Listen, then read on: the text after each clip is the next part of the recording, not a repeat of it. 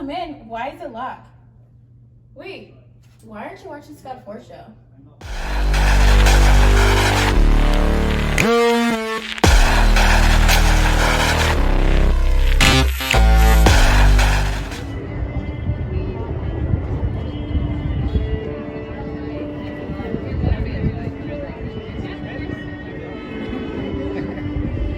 You're in the right place with them, really. It's some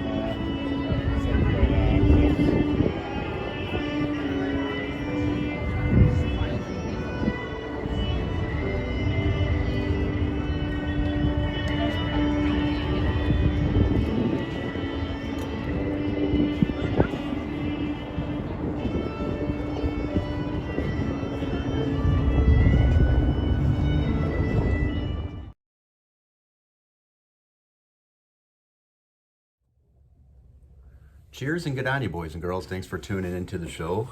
As always, you know how much I love you guys, how much I appreciate you guys. What do you think of this haircut? I'm still getting used to it. I feel like I'm getting ready for like first grade school pictures kind of thing. The shirt though, there's a story behind the shirt. I love the shirt. When I bought it, my wife said I look gay. Now, she didn't necessarily mean that in a negative way before people start getting all offended. She just said, I look like a gay guy in this shirt. In a way, actually, she meant it as a compliment, if that makes sense. And I was like, I don't look gay. I look awesome. Like, this shirt's awesome. Like, look at it, chest showing and everything. Like, it's cool looking 70s type shirt. She's like, no, you look gay. And then I'm like, I don't look gay. So I wear it to work one day. I go into work and I work with a gay dude. Again, not that there's anything wrong with that. I don't mind at all. And right when I walk in, he goes, that shirt and that haircut?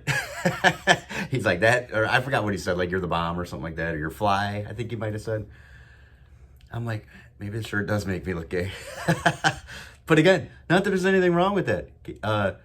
The gay men, they have really good taste and style. So that's the way I take it. I take it as a compliment. I was at for work again one time. I had to work at it was a gay pride event type thing. Now, people might be questioning my manhood at this point, but no, seriously, I had to do it for work. And I'm the type of guy, I'm like, listen, when in Rome. Now, that doesn't mean I I went all the way. I didn't do anything like that. But I was like, it's a Sunday, I had to work. I wasn't getting paid for it either, by the way. It was to promote our business. And it was like a gay pride type thing. And I went crazy. I had dudes buying me beer, and I was like, I finally know what it's like to be like to feel like a hot chick, because that's what I felt like. Beers were coming at me left and right. I got wasted. I remember I was in the middle of the street doing push-ups with two gay dudes on my back, and then lap dances, I'm like, I'm just gonna have a blast. By the way, my wife was there, and she was questioning me. But no, it's actually one of the best times I've ever had. So sometimes don't be so narrow-minded. But yeah, what do you think of the haircut? No? I don't know. I'm getting used to it. I'm not quite there yet. I certainly look different, though. I gotta say, I definitely look different than I did before. But again, that's the ever-changing looks that I go through when I'm doing this show. So the question I have for people is, are you happy? That's what this episode's about, is are you happy?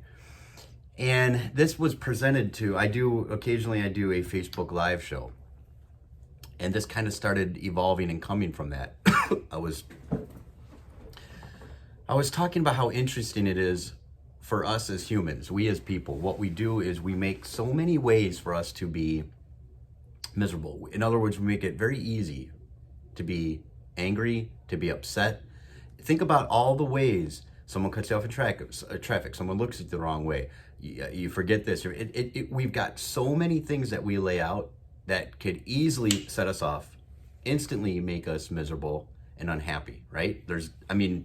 If I said, name all the things that irritate you, make you unhappy, you would be able to name, and go at it, right? But if I said, I want you to name all the things that make you happy, you'd have to sit and think for a few minutes. Now, you might be able to name some of the top ones. I have kids, I have this, I have a spouse, I have a home.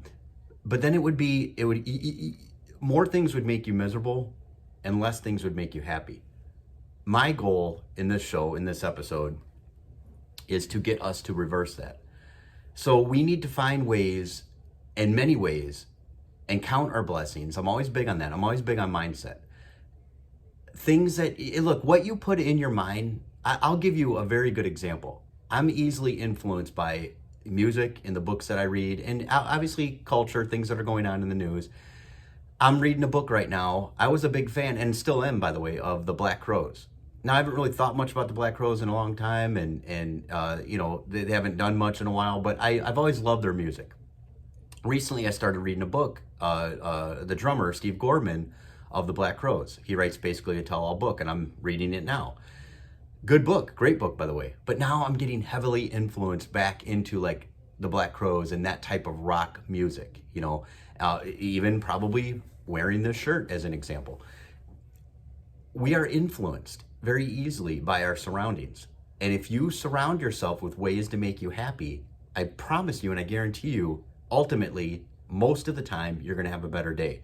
You just have to, what I would suggest doing, quite literally, is blank sheet of paper and write down as many things as you possibly can, that all the reasons, the things, material things, non-material things, everything you can think of that makes you happy.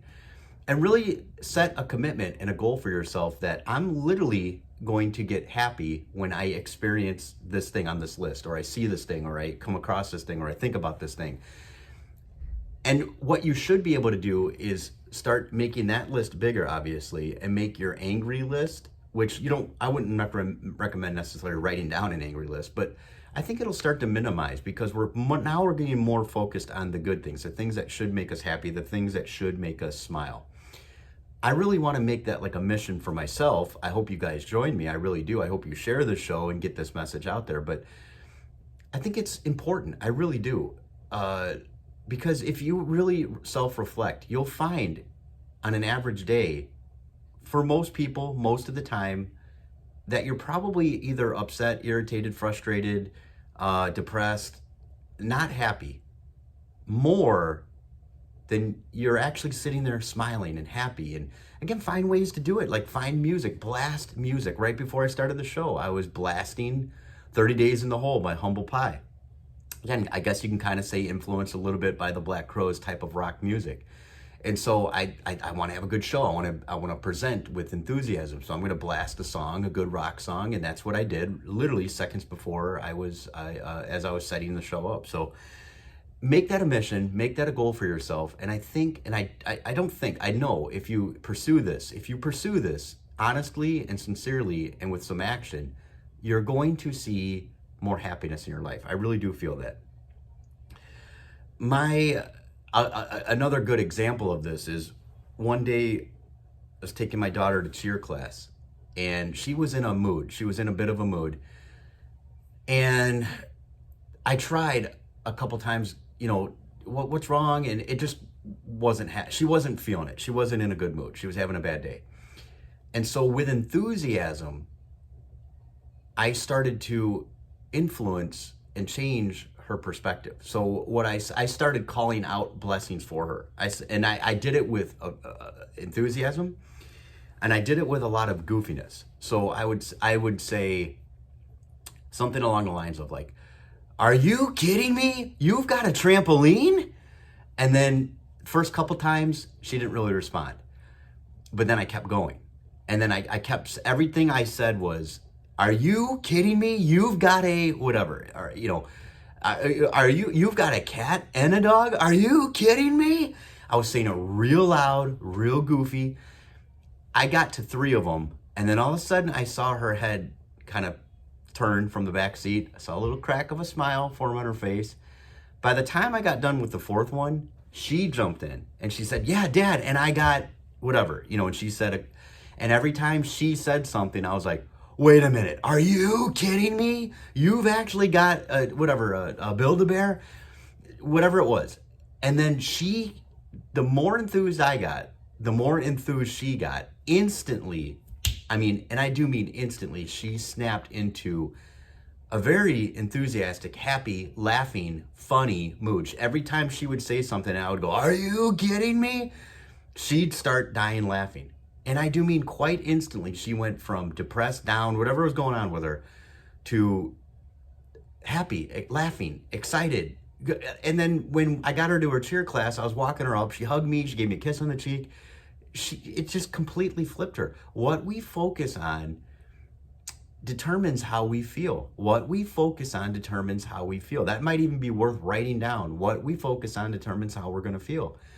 So ask yourself, are you happy? And if your answer is no, it's your fault. It's up to you to make yourself happy. It's up to you to pursue things that make you happy. Do that, pursue that. And I promise you, you're going to see changes in your life.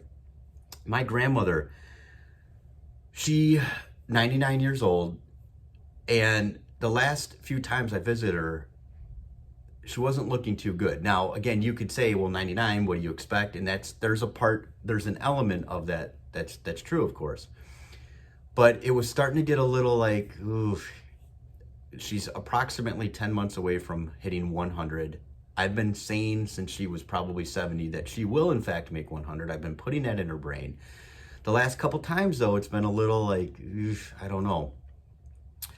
My aunt, who lives with her and who is also a nurse, had her put on oxygen.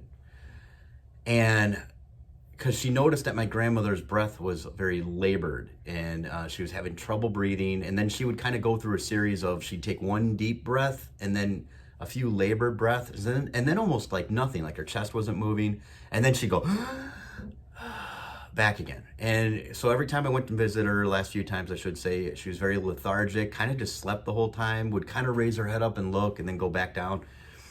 My aunt put her on oxygen. I went and visited her the other day, and I'm telling you, the second I opened up the door, I noticed a change in her. I noticed, right when I opened the door, she was alive. She was like very animated. She was telling stories. She was laughing. I was like she came back from the edge of death. And now it's like, I believe she's easily going to make 100, I hope anyway. But she looks good, and that's the importance of oxygen. It's what you may have heard me hint on it and talk about it a little bit. I do breathing techniques. I do them every single day. Deep breath through the nose, out through the mouth. Do that a few times. It helps relax you too, and it helps get yourself centered, get yourself focused. But it also, I'm telling you, my aunt said it's the oxygen. It completely changed her. Like, she is in a better mood. And by the way, too, my grandmother was kind of slightly losing her mind, and I say that with respect. But she wasn't, she couldn't keep track of the stories she was talking about, kind of run-on sentences, on and on, much like this show. But she was telling stories, she was laughing, her mind was back. Now, again, a couple times a little bit, like she asked when I came in if I had breakfast, and I said, "Oh, Grandma, it's like way past lunchtime. Of course I had breakfast." And then 5 minutes later, she asked, "Have you had breakfast yet?" So that was one thing that stood out. But other than that, I mean, I'm talking clear thoughts other than that. And laughing, like I said, smiling, and life. She had color in her skin. She looked amazing. She sounded amazing. It was so good to see that. So the importance of oxygen, people, don't take it for granted. I know we all breathe, obviously. You have to breathe to live. But sometimes not just breathe, like really breathe. On my computer, I have this. And I've had this for many, many, many, many months. It says breathe. Underneath it, it says Hakuna Matata from Lion King. It's like, no worries, you know. And I remind myself of that sometimes. Sometimes I just have to look down and say, you know what? Again, we all breathe naturally, normally. We don't have to think about breathing. But when I say breathe, I mean breathe. Take a deep breath in through the nose, out through the mouth. Do that several times.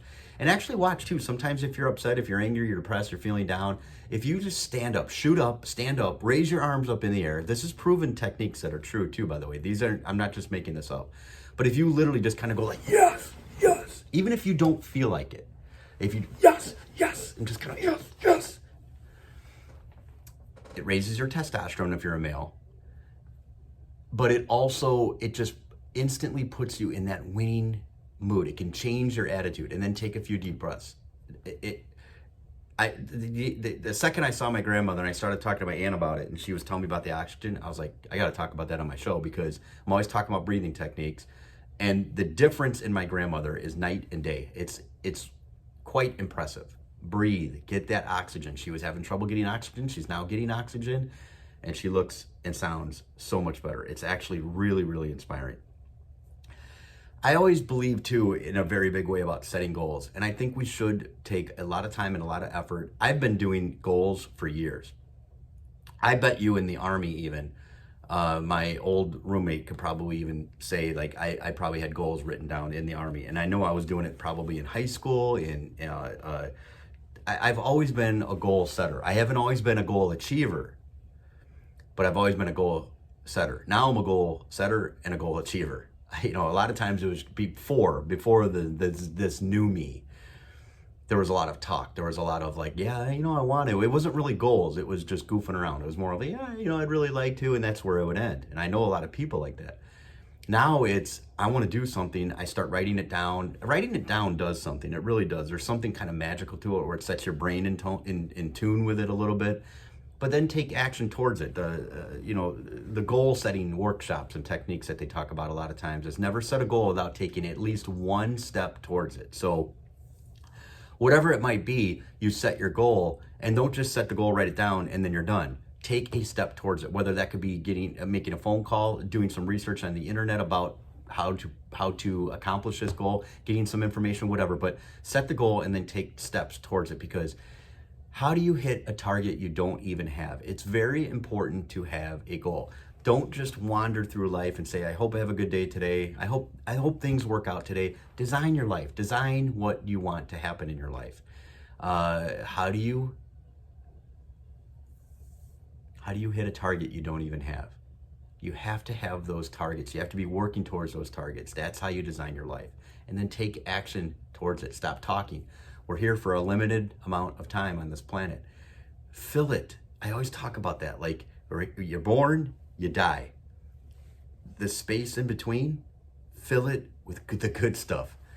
Design the life you want to live. Don't be passive. Don't just live a life like, God, I hate my job. I hate this. I hate my weight. I hate this. I hate the way I look. I hate the way I look with the haircut. I don't know. I guess the haircut's not too bad. It's just, it's different for me, because I usually like the longer look. The more that hides my face, the better. But have fun and have fun. By all means, have fun. We get too angry, we get too upset, we get too depressed. There's not enough time in our lives for that. Try to do things that make you laugh. Try to do things that make you smile. And try, you know what? One of the better ways to do that too is, you'll find a lot of times it's easier for you to smile if you're pursuing and trying to make someone else smile. So if you give someone a compliment, you make them feel good. Are you happy? Are you happy? Are you happy? And if not, it's up to you to fix it. If you're not happy, you need to start taking steps towards changing that. And make yourself happy. Make yourself happy. Put on a shirt. Show your chest. Do things that make you happy. Do things to be goofy. Do things that will inspire others. That's what this show is about. That's what this show has always been. And that's what I want it to be. I'm kind of spending a little less time on the politics stuff. I want to get more into like this. This is the stuff that matters. It's just all this other stuff. It's never ending. It's all recycled garbage anyway. It's everybody. You could find 5,000 million other shows that talk about the same stuff. Like, just how about a purpose of happiness? How about a purpose of, let's set goals, let's achieve goals, let's make things happen, let's make other people happy? Wouldn't that be better? Wouldn't that be more fun, more interesting? I guess the numbers will tell. I've been obsessed lately too with my making my daughter do things. So in other words, the other day, I'll give you an exact example. The other day, she was having trouble getting her bike out of the garage because, my car's in the way and this and that. And I went and looked, and I saw a kind of a clear path for her to do it. And I thought, well, it'd be very easy for me just to do this for her. And I told her this. I mean, I didn't just make her do it, but I said it too. I said, Madeline, I could get this for you. And I could easily just pick the bike up and move it out, and we're done. I said, I'd rather see you figure it out, though. I'd rather see you figure out how to maneuver the handlebars, move it around the fire pit, get past my car, and out the garage. The garage isn't really messy, but I mean, look, wintertime, you put like the fire pit in, and it gets a little tight, I guess. Even though it's a 3-car garage, it's still a little tight. But so I told her, I could get it out for you, yeah. She and I were going on a bike ride, but I go, I want you to get it out. And she did, and she figured it out. And I even said that after the fact. I said, see, now isn't that better than me doing it for you? The fact that you figured it out. I think a lot of times it's too convenient. Maybe for parents, but maybe whatever, teachers, employers, on and on and on, friends, that type of thing. Where a lot of times maybe we as people, we just rely on someone else to do things for us, where maybe we need to do it. Maybe we need to pick it up and do it and figure it out and sit down for a second. And how can I do this? How can I figure this out? Again, better way to live. Like, and I'm doing my daughter a disservice if every time she needs something, I'm there to pick her up, do this. Maybe it's like, no, you know what? I could do this for you, and we're done in 2 seconds. But I feel like I'd be doing my daughter a disservice. I feel she's going to get more out of it, and she's going to get a lesson by, no, you figure it out. And she's going to get more independent. She's going to learn how maybe possibly the next time she needs something, because that's kind of my obsession lately with her, is whenever she comes up and asks me to do something for her, my first thought is this something she could do on herself? Now, if it's something that she can't do, whatever it might be, a cabinet that's way too high or something like that, even though then she could get a chair, she could buy, look, safety and all that fun stuff, but I want her to start figuring things out on her own and developing that skill so that she doesn't have to rely on me. Now, there's parts of me, obviously, you always want your little girl to rely on her daddy. You want her to look up to daddy. So there's always going to be elements of that there. But I do want her to start thinking independently. And that was a good lesson, and that did something. I did actually have a couple political things to cover, and I'm not going to do it. I'm making an executive decision on my show to not do it. I want this to be a positive episode. Let me know what you guys think. I'm not fearful of asking it, but I'm wondering, do you guys want the politics or do you want the positivity? Because I'm someone who was producing really bad results a long time ago. And it wasn't until I changed my mindset and started taking action towards a better lifestyle. If you would have went to me several years ago and said you would be living in this house, you'd be making this income. I don't say this to brag in any way, shape, or form. I've worked my butt off to get where I am. But if you would have laid certain things out for me and said, if you would have shown me my future right now where I'm at, there was no path to success for me. None.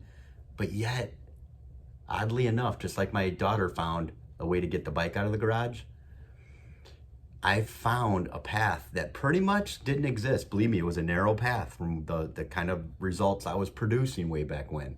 I didn't believe in myself. I was doing stupid things. But then I started changing my mindset, changing my heart, taking action towards a better life. And guess what? I rolled out a better life for myself. You can do the same thing. So let me know what you think of this positive, motivational, and yes, a little bit of comedy. No! I said, I can't find it. A little bit of comedy.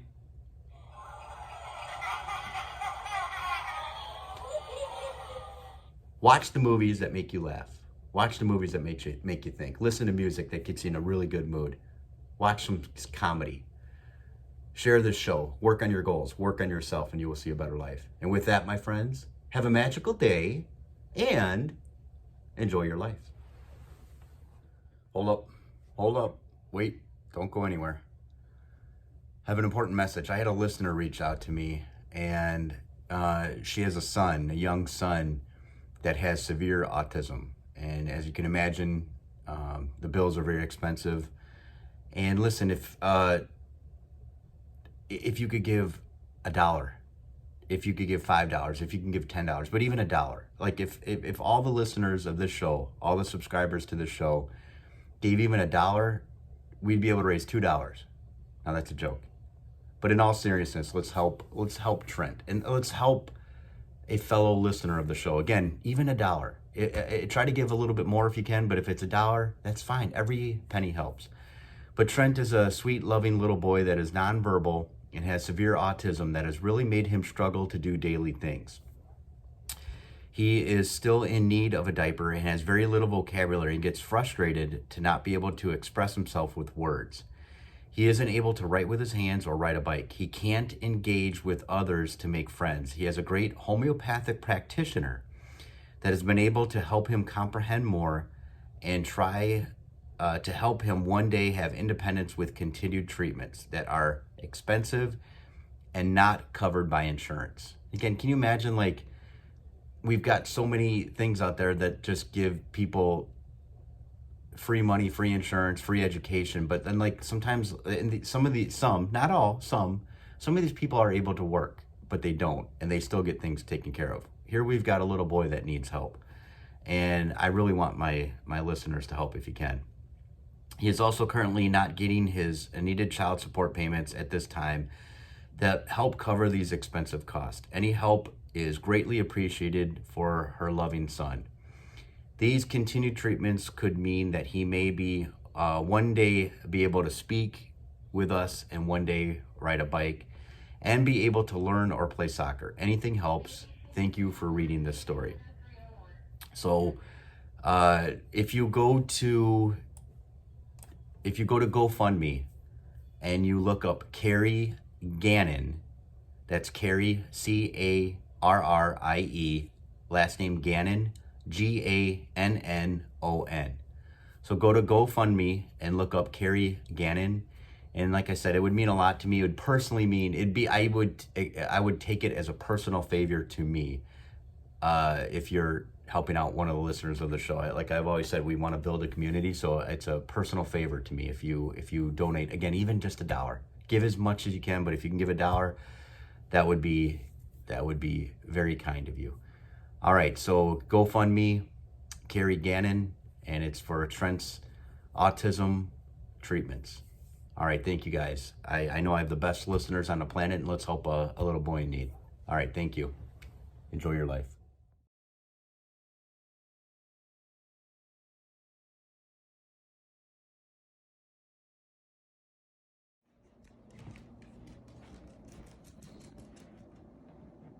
Why aren't you subscribed to the Scott Ford Show?